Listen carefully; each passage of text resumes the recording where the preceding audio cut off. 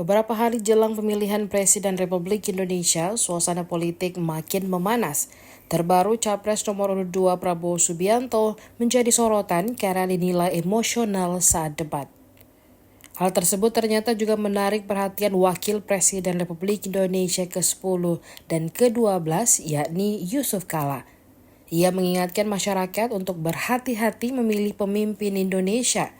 Dikutip dari Kompas.com, hal tersebut disampaikan Yusuf Kala pada Rabu 10 Januari 2024. Ia menyinggung soal pedoman memilih pemimpin di dalam agama Islam. Adapun pedoman itu diantaranya amanah, jujur, dan cerdas. Yusuf Kala menilai ciri-ciri kepemimpinan itu dimiliki oleh Anies Baswedan. Lantas ia menyindir capres lainnya yang suka marah-marah.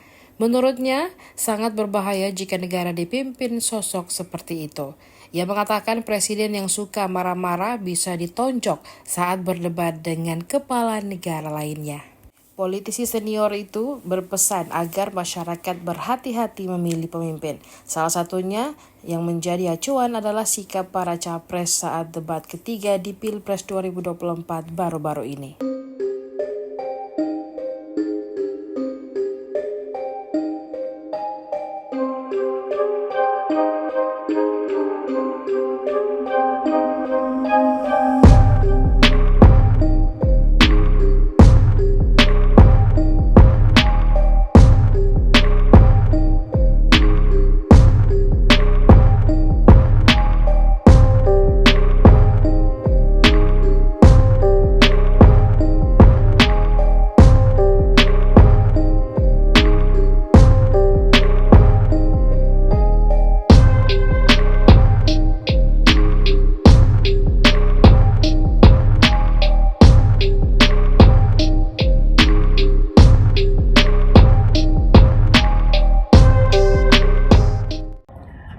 Jadi intinya inti yang harus dikemukakan yang terbaik. Begini, saya tadi bicara agak sederhana aja. Kita kan cari pemimpin membawa bangsa ini ke depan. Kita umpamakan sederhana. Kayak kita naik bus, kita cari sopir. Yang menentukan arah kan sopir, yang menentukan keselamatan sopir, yang menentukan cepat turunnya sopir. Kalau pemimpinnya, sopirnya suka marah-marah, gimana? Dia tabrakan mobil kita. Ya kan? Kalau dia tidak tahu peta jalan yang ke tempat yang dituju juga, dia tidak tahu soal, dia tidak tahu sedikit perbaiki busnya kalau ada rusak di jalan, kan susah juga. Jadi harus ada pengetahuan. Ya, kalau kita sikatkan Rasulullah, ya harus siddiq, harus amanah, harus fatanah, harus tabligh. Yang kalau tabligh siapa yang terbaik? Anies dengan Anies yang terbaik. Kalau yang paling cerdas siapa? Anies. Yang paling amanah? Anies. Dan amin juga. Paling jujur siapa?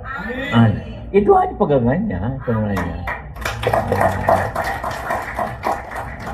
Karena kita kan harus mengikuti Rasulullah, ya kan? Kalau kawan kita yang satu marah terus, bagaimana kira-kira negara dipimpin orang yang suka marah gitu kan? Waduh, bagaimana kira-kira kalau dia berdebat dengan kepala negara lain, bisa ditonjok kepala negara lain?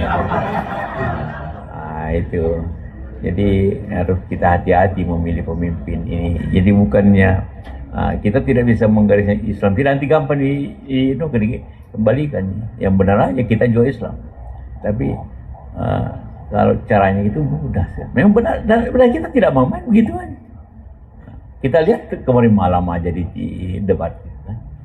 Jadi tentu rapatnya dulu saya ingin netral arti kata punya pilihan sendiri, tetapi melihat keadaan ya sudahlah, sekalian aja lah. Kalau begini gimana? Saya netral kenapa? Untuk menjaga kalau ada masalah, saya bisa masuk kemana-mana. Saya berteman baik dengan Ibu Mega, teman Ibu Mega pasti hubungan baik dengan saya. Saya teman baik dengan Prabowo.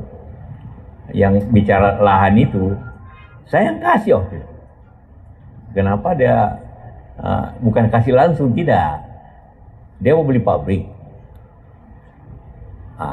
Datang sama saya. Oh, saya telepon banknya. Ini pabrik yang macet.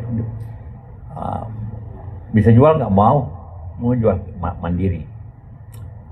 Berapa harga? Sekian. Dia datang juga saya. Oh, mau dengan harga 150? Mau. Oke. Kau pergi mandiri sekarang. Mandiri mau jual ke orang asing, orang Cina. Jangan jual, saya bilang. Ini pengusaha nasional penting. Tapi sayangnya barang itu murah, tapi tidak jalan sampai sekarang sudah 20 tahun. Jadi salah juga dia. Karena tidak jalanin itu. Tapi tanahnya luas. Itulah hanya luas. Itu yang cerita kemarin itu. Benar itu adanya. Itu benar itu. Dan diakui kemudian. Karena saya yang atur itu. Betul. Demi pengusaha pribumi. Pengusaha SME nanti. Pengusaha SME nanti. Iya. KUR itu kita bikin supaya ada pengusaha yang kecil dapat. Semua bisa kita. Tapi kalau tidak ada semangat, bagaimana? Itu yang menjadi masalah seperti itulah. Jadi saya kira yang lainnya ya Cak Imin silakan. Kita harap ini masa kalah dengan Gibran kelewatan kan.